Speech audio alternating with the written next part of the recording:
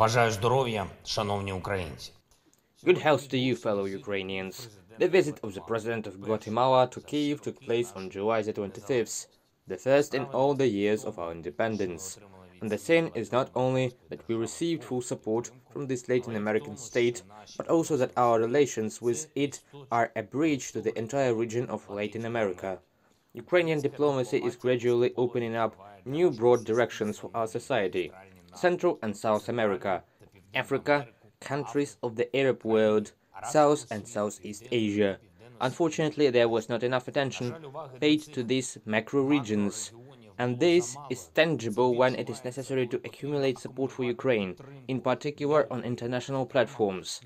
I am grateful to Guatemala and Mr. President Giammattei, with whom I held talks, for the principled and consistent condemnation of Russian aggression and participation in the defense of the international legal order.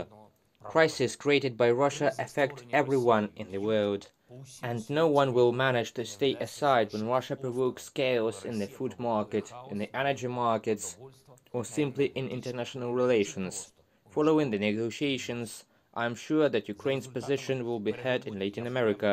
We agreed with Mr. President on the abolition of visa restrictions and the reboot of trade and economic relations between our countries.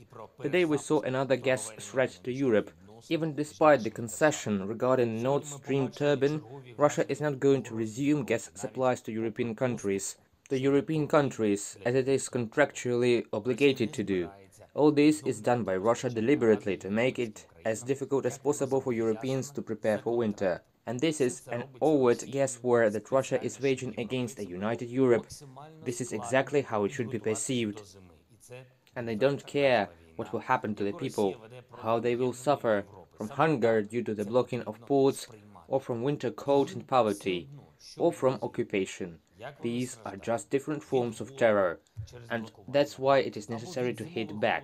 Do not think about the way to return some turbine, but strengthen sanctions. Do everything to limit Russian revenues not only from gas and oil, but also from any remaining exports, and sever trade ties with Russia as much as possible, because every such tie is Russia's potential tool of putting pressure. The gas blackmail of Europe, which only gets worse every month, is needed by a terrorist state to make life worse for every European, and this can actually be perceived as an incentive for the EU's ACE sanctions package to be significantly stronger than the recently approved sevens. I have adopted important personal decisions on July the 25th. In particular, head of the Defense Intelligence of Ukraine Kirill Budanov, the Committee on Intelligence under the President of Ukraine.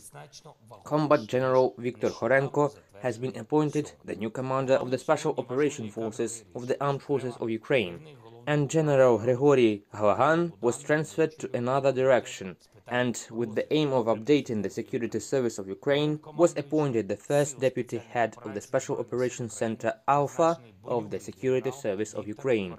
And separately, I would like to express gratitude to our airborne assault troops, the Sicheslav Brigade, which landed 2 Russian military aircraft and 1 helicopter in a little more than 1 day. We must do everything to extend such a landing experience to all Russian aircraft and missile products in our skies. Eternal glory to all who fight for Ukraine.